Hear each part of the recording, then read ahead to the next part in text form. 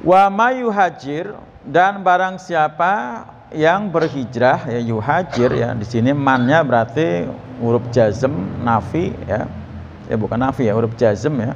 Syarat, huruf syarat. Nah, huruf syarat. Makanya disukun yuhajir. Ya. Kalau huruf syarat berarti nanti akan ada jawabnya. Dan barang siapa yang yuhajir berhijrah ya, berhijrah, yang kita bicarakan adalah hijrah makan, hijrah tempat ya sini. Fi sabilillah, di jalan Allah, jadi bukan karena menyelamatkan nyawa atau karena harta, tapi memang di jalan Allah karena faktor akidah tadi. Yajid, nah itu yajid ini sebagai jawab syaratnya, kan tadi barang siapa berhijrah gitu ya. Nah, kalimat barang siapa itu berarti kalimat yang perlu jawaban. Nah, jawabnya yajid, niscaya dia mendapatkan. Nah, karena ya Allah pelakunya bukan lagi niscaya tapi pasti ya.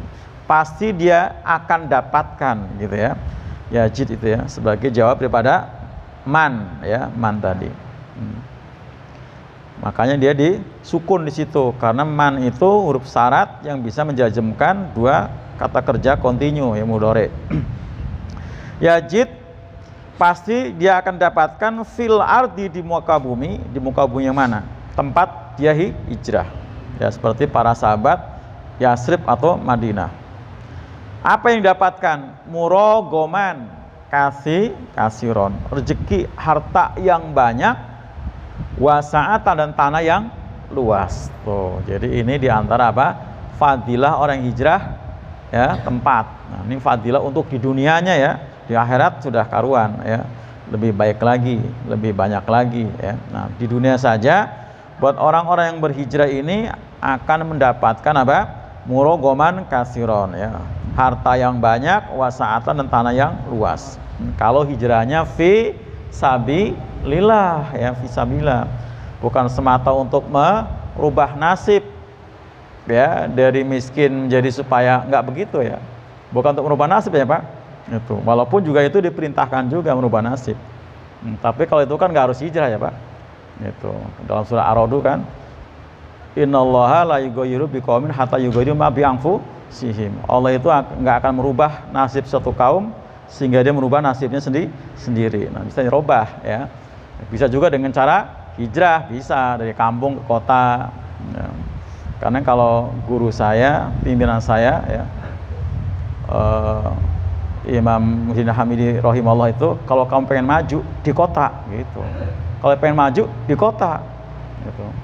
Iya, kalau di kampung sudah sawah kagak punya, dagang nggak punya modal. Nah, kalau sekedar buruh tani ya sulit lah Pak. Kalau bertani mending Pak RT. Kalau buruh tani, gitu. Bahkan, gitu. Makanya, nah ke kota gitu kan, seperti itu. Merantau ya, merantau seperti itu. Artinya merubah nasib ya, ya tadi ke kota. Atau ya mungkin juga bisa jadi ke luar kota, dalam artinya ke luar negeri dan sebagainya itu. Nah, itu kalau kita ingin merubah nasib ya, nasib kita dari yang tidak baik ke yang baik, dari yang kurang beruntung ke yang beruntung. Itu juga perintah juga gitu ya.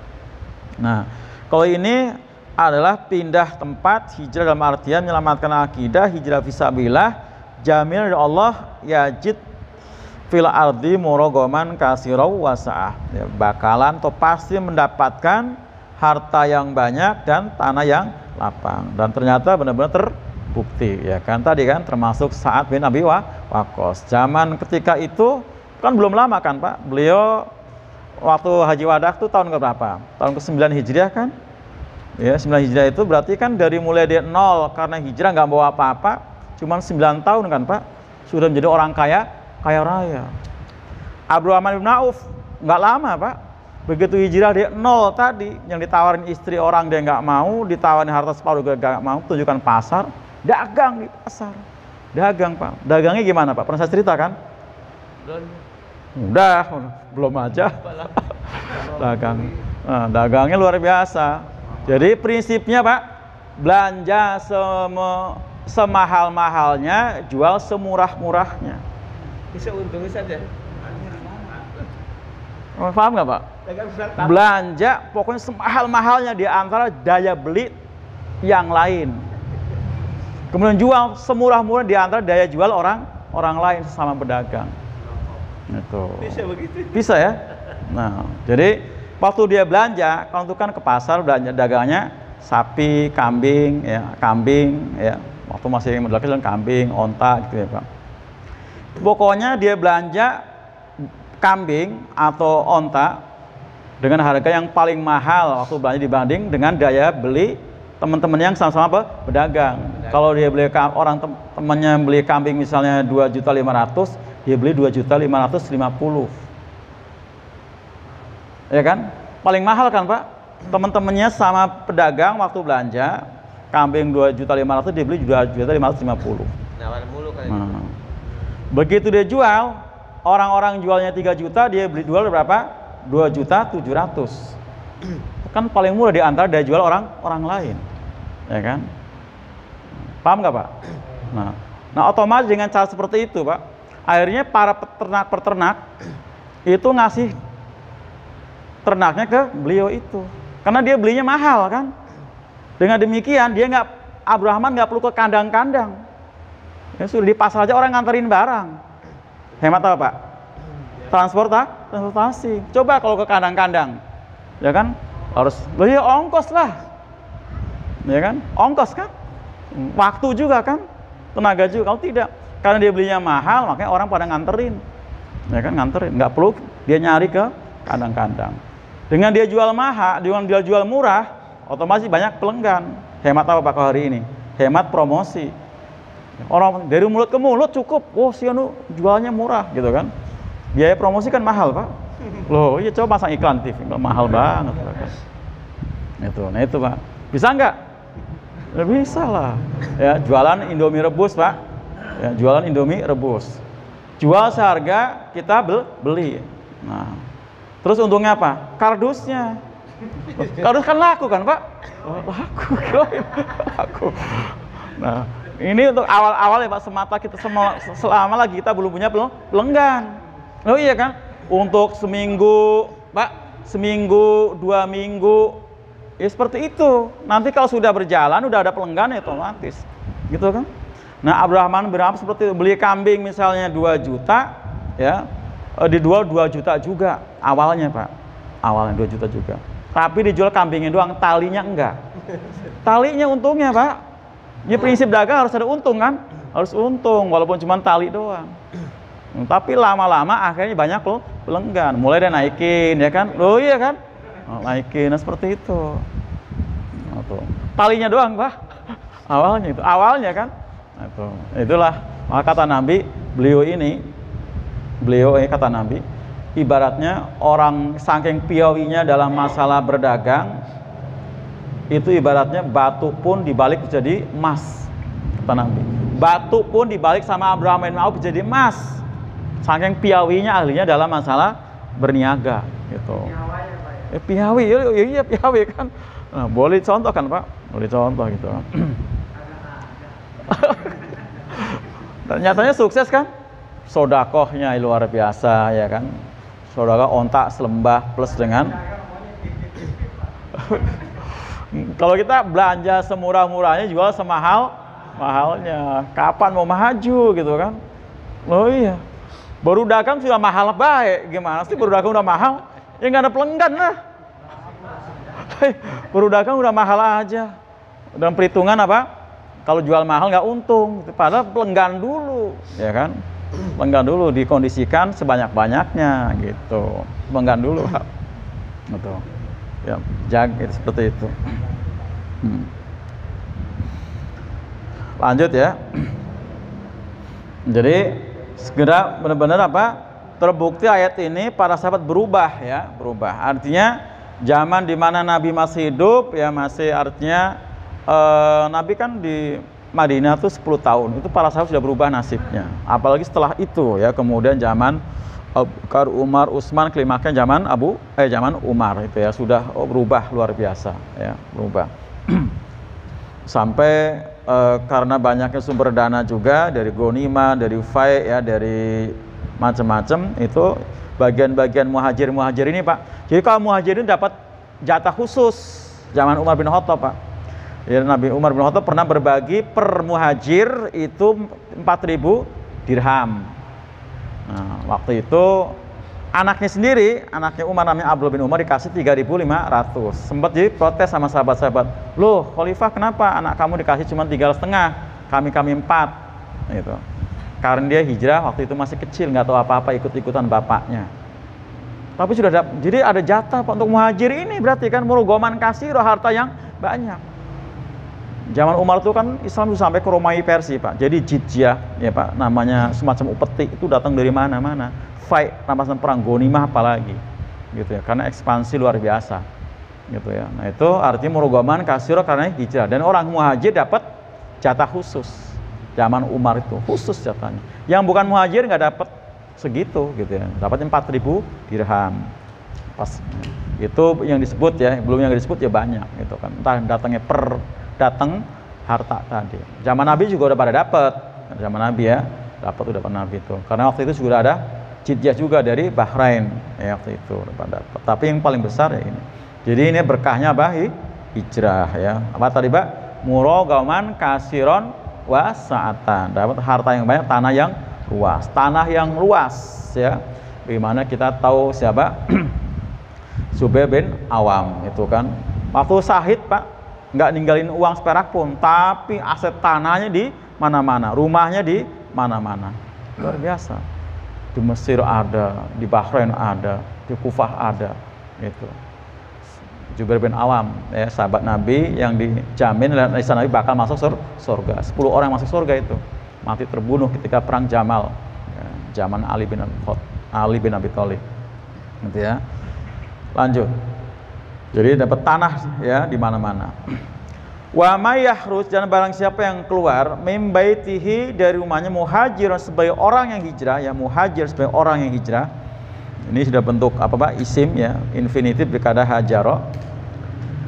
Ilallahi wa rasul, dan hijrah kepada Allah dan Rasulnya. Kalau ini beda lagi ya Pak. Di sini hijrah dalam artian lebih luas lagi ya.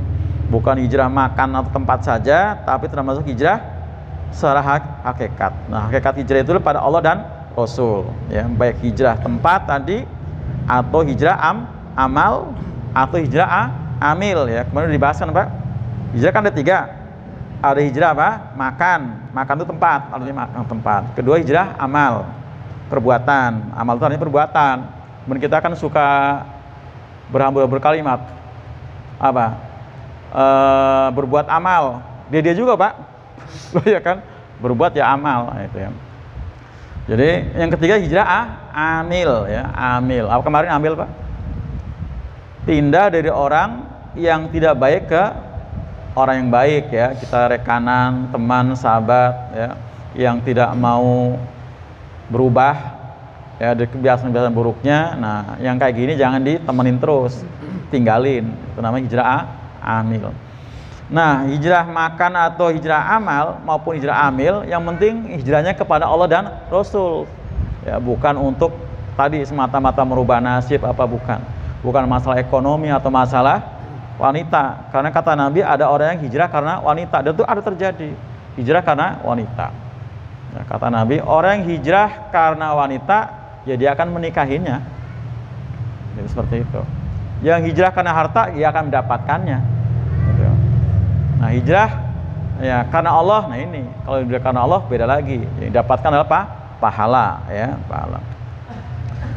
Nah, barang siapa yang berhijrah kepada Allah dan Rasulnya, sumaidriku, kemudian menemuinya apa? Al-mautu, kematian. Jadi al-mautu itu sebagai subjeknya Pak, pelakunya. Jadi matinya yang nyamperin orang tadi.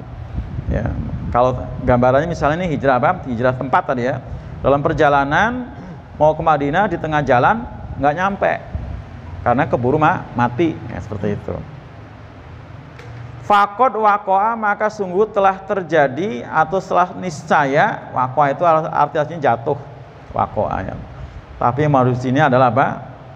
Tetap atau terjadi ya. Apanya? Ajru Pak, pahalanya Allah atas Allah. Jadi walaupun belum sampai ke tanah hijrah, kalau niatnya sudah hijrah, walaupun dia mati, maka dia mendapatkan kepastian pahala. Waqa'a itu artinya kepastian atau keniscayaan. Ya. Banyak sih Pak arti waqa'a, maka ada sudah al-waqi'ah kan artinya kiamat ya. Kiamat. Nah, kalau di sini maksudnya bukan kiamat. Tapi telah mendapatkan ajruhu pahalanya Allah atas Allah walaupun belum sampai. Dan pada zaman Nabi juga ada yang hijrah nggak sampai-sampai ke Madinah karena terkena perjanjian ya, perjanjian Hudaybiyah ya Pak. Jadi orang yang dari Mekah ke Madinah harus dipulangkan. Kalau orang dari Madinah ke Mekah nggak boleh dipulangin gitu kan. Nah waktu itu salah satunya adalah mantu Nabi laki-laki ya, suaminya Zainab kalau nggak salah ya. Jadi waktu Nabi hijrah, waktu Nabi di Mekah belum masuk Islam. Nah istrinya sudah pasti Islam kan Pak, istrinya itu Zainab. Nah masuk ikut hijrah duluan. Nah suaminya karena belum Islam ya nggak hijrah kan. Nah begitu masuk Islam udah terkena perjanjian ini, akhirnya dia di Mekah juga nggak mungkin, bakal ditekan, terintimidasi karena jumlah yang sangat minoritas. Nah akhirnya meninggalkan Mekah. Nah, tapi juga nggak bisa sampai ke Madinah karena ada perjanjian nggak boleh sampai kalau sampai ke Madinah harus dipulangi lagi. Nabi itu termasuk orang yang paling menepati janji. Gitu. Nah akhirnya di tengah-tengah Pak, di tengah-tengah gitu ya, di tengah-tengah tuh dengan yang lain, bukan beliau doang gitu ya. Sampai wafatnya kalau nggak salah ya, itu. Jadi tengah-tengah itu, jadi nggak sampai ya sampai wafatnya. Nah itu jadi artinya yang seperti ini tetap dapat pahala hijrah ya, dapat pahala hijrah walaupun tidak sampai karena memang tadi kedapatan mati di tengah perjalanan. Nah kalau ini memang ya cukup lama tadi ke Mekah nggak tahan, gitu memang sudah ada perintah ayat hijrah kan memang harus hijrah ya Pak. Nah, sementara ke Madinah memang nggak boleh karena perjanjian tadi. Itu salah satunya ada mantu Rasul itu ya. Itu. Iya ada kan masalah akidah makanya mesti dipaksain Pak. Walaupun mantu Nabi ya, emangnya Ali ya. Kalau Ali kan memang luar biasa ya itu. Ali itu termasuk yang paling muda karena umurnya berapa Ali? Muda banget gitu ya. Kalau Abu Bakar umurnya 27, kalau Utsman 37 ya. Itu Nabi yang paling tua waktu itu 40. Jadi mau Nabi diangkat jadi Nabi itu Nabi umur 40. Abu Bakar 37, Utsman juga 37. Nah, kalau Umar baru 27. Ali itu berapa ya? Masih muda banget ya. Masih muda banget. Nggak ada Pak, kayaknya pasti mungkin belasan gitu ya. Ali itu belasan. Lanjut ya. Wa kana dan adalah Allah itu Ghafuron, Maha Pengampun, Rahiman lagi Maha Penyayang. Allah Maha Pengampun ya, artinya kesalahan-kesalahannya bakal diampuni. Ya, khusus untuk orang-orang hijrah ini, kemudian Maha Penyayang walaupun nggak sampai Allah sayang ya, artinya tetap dikasih pahala ya. Pahalanya setara dengan yang hijrah sampai ke tempat tujuan gitu, sampai ke tempat tujuan. Dan itu juga pernah terjadi pada umat sebelumnya ya, ketika ada seorang yang hijrah amal, hijrah makan juga gara-gara apa Pak? Membunuh berapa? Pertama membunuh 99 orang.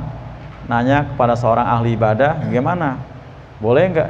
Terima nggak taubatnya saya? Saya sudah membunuh 99 orang. Nah, kata ahli ibadah, wah kalau besar tuh dosanya, nggak mungkin diterima. Akhirnya orang itu dibunuh sekalian, genap 100. Nah, akhirnya tak cari lagi orang yang ahli ilmu. Jadi kalau tadi ahli ibadah, kalau ini ahli ilmu. Artinya orang yang ilmunya mendalam. Ya. Bagaimana saya sudah bunuh 100 orang, bisa nggak taubat saya diterima? Ya. Jawabnya apa? Apa yang menghalangi antara Allah dengan hambanya yang bertobat? Nggak ada penghalang, pasti diterima. Tapi kamu harus hijrah di tempat kampung kamu ke tempat yang di sana rata-rata penduduknya ahli ibadah, gitu. Dan kamu jangan kembali lagi, karena kampung kamu itu tempatnya ahli maksiat. Nah, hari ini aja jalan dalam perjalanan keburu mati, di tengah-tengah perjalanan keburu mati. Nah, begitu mati, malaikat rahmat, malaikat azab rebutan. Masing-masing merasa berkompeten untuk membawa ruhnya menghadap Allah. Nah, akhirnya diturunkan malaikat penengah ya. Sekarang ukur mana yang lebih dekat ke negeri yang ditinggalkan atau yang dituju. Ternyata begitu diukur, lebih dekat kepada negeri yang 7, kira-kira 1 jengkal. Bahkan hadis lain cuman ya beda, ya cuman dia miring aja ya ke negeri yang udah 7. Nah, akhirnya itu haknya malaikat rahmat bahwa dalam hadis disebutkan memang Allah yang menggerakkan ya, supaya apa badannya geser dikit gitu ya, geser dikit. Nah, seperti itu. Nah, artinya dia belum ngapa-ngapain kan Pak? Ya, belum boro-boro sholat ya. Belajar aja belum kan? Belum ngapain. Nah, tapi karena sudah hijrah tadi, itu akhirnya diterima ya sebagai dapat pahala ya orang hijrah. Nah, pahala orang hijrah, tobatnya diterima itu ya. Demikian para jamaah sekalian, mudah-mudahan belum puas dengan ini, nanti ditanyakan kesempatan yang datang ya, Purisa ya. Demikian, Assalamualaikum warahmatullahi wabarakatuh. Waalaikumsalam.